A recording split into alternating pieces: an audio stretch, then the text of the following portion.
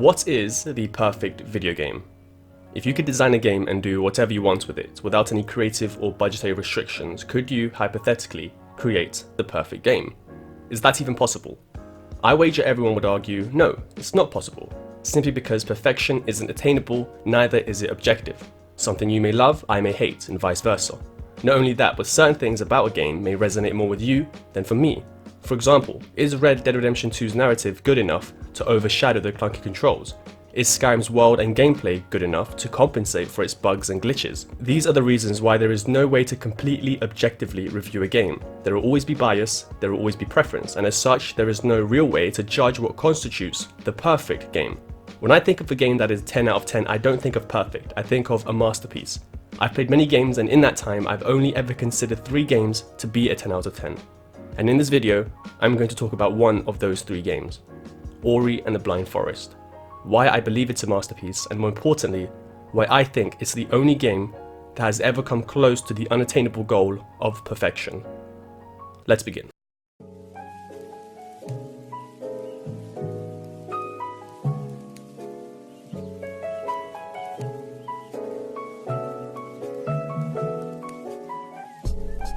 When I first saw Ori, it was at Microsoft's E3 conference in 2014. The trailer played and the music hooked me right away.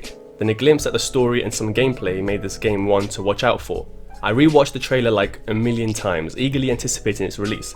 The weird thing was that I didn't like side-scrollers, nor do I really like them now. Growing up, I never liked Mario or Rayman. I played Child of Light, Cuphead, Valiant Hearts, and more, and even though I can confidently say they're good, personally, they're still hindered by the fact that they're side-scrollers, and as such, I never even got around to finishing them, nor do I have the desire to do so. The strange thing is, even though I dislike side-scrollers, I never worried about that when it came to Ori and the Blind Forest. I never thought, oh, this game's gonna suck because I don't like this particular genre. I always knew going into this game I was going to love it, and I did. So much so, I 100% completed it, unlocking all achievements and beat the game around 10 times, which is no small feat considering Ori is specifically designed to be challenging. It took me just under 11 hours and around 350 deaths until I finally saw the ending screen in my first playthrough. Immediately, I restarted the game and played through it again and again and again until I'd finished it by unlocking everything in the world, finding all the collectibles, finishing it without upgrades, completed it without dying once, and completed it in under 3 hours. Whenever I beat a game, I always think, well, there's still more to do. But with Ori, that was it. It was done. I'd finished it, and there was literally nothing left for me to do. So then why did I carry on playing this game again and again and again? Ori within literally the first 10 minutes explodes with its dazzling music, art style, graphics and story. It elicits emotions of curiosity, joy, apprehension and sadness all before you unlock your first skill. If you don't believe me, you can just YouTube people crying over Ori and the Blind Forest. It's not hard to find. I will touch up on each of these aspects that make Ori the great game that it is, and I hope by the end I not alter your opinion on it, but rather just maybe give you a different view.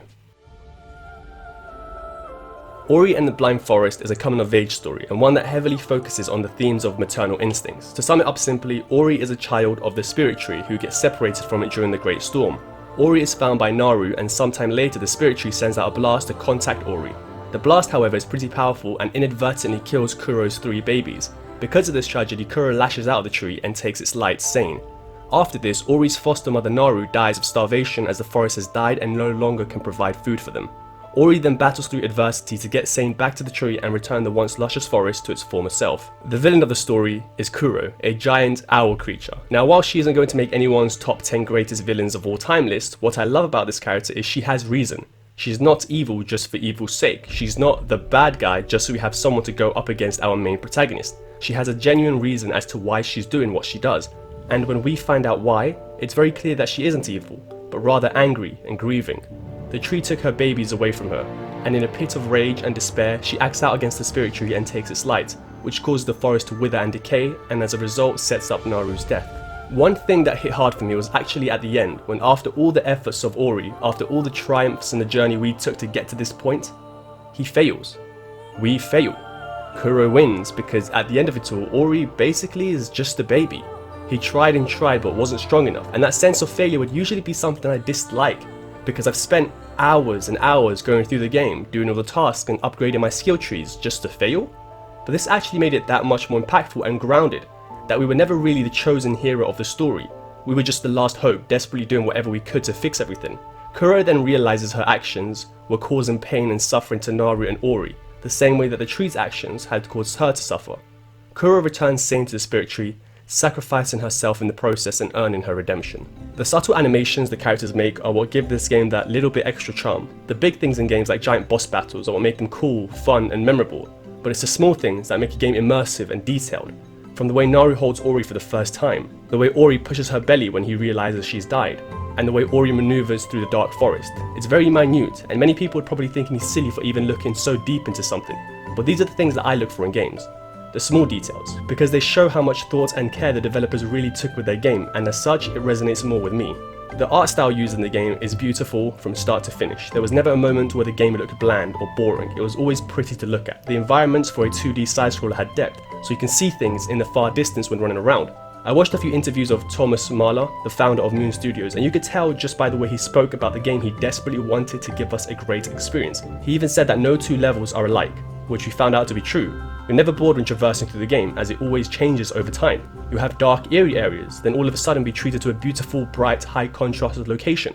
Because of all of these areas, it never feels repetitive, and it's constantly exciting to see where the game will take you next. The gameplay is buttery smooth and responsive. It always feels like you're in control, and as such you don't feel cheated when you die, which of course is very important when it comes to a difficult game such as this. I enjoy the simple, accurate motion of Ori's maneuvers. He's very agile and has tons of abilities, from wall running, swimming, ground slams, gliding, double and later even triple jumps, and of course the best gameplay mechanic in the game, the air dash, which allows you to use certain things as a push-off point such as specific enemies, objects or enemy attacks. The different gameplay mechanics are introduced to you at a good pace. I can't speak for everyone else, but for me it never felt overwhelming. Every new ability we get becomes very useful, as they later allow you to go back and explore certain parts of the map that were previously unreachable. The game has 3 main chase sequences where you have to pass through tricky obstacles and outrun death. The only way to do so is to use your newfound abilities, which the game expertly teaches you how to use.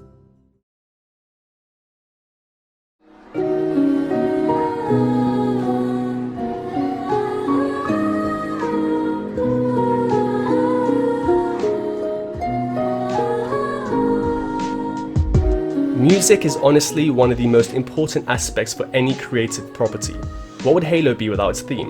What would Game of Thrones be without its intro? What would The Avengers be without its soundtrack? What would this video be without the background music to suit the tone? And would it elicit the same feelings to you if it wasn't present at all, or if I'd used a more happy song? There is nothing I can say about the music in Ori that is articulate enough to do it justice. Apart from that, it is the best soundtrack I've ever heard in a video game. Every song suits every scenario that we are put through, whether it be discovering a new location, doing one of the boss levels or just freely running through the game.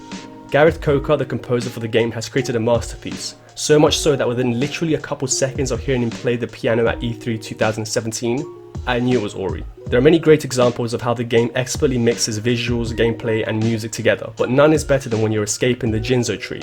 Here you are treated to some amazing and upbeat music, gorgeous visuals of the water rushing towards you, and a difficult gameplay sequence. I remember beating Ori in the Blind Forest, and just sitting back watching the credits roll, feeling a sense of fulfillment, which I tend not to get in many games. Most games when completed don't feel completed, they feel like a part of the chapter, and there's nothing necessarily wrong with that. It just stops that sense of total fulfillment.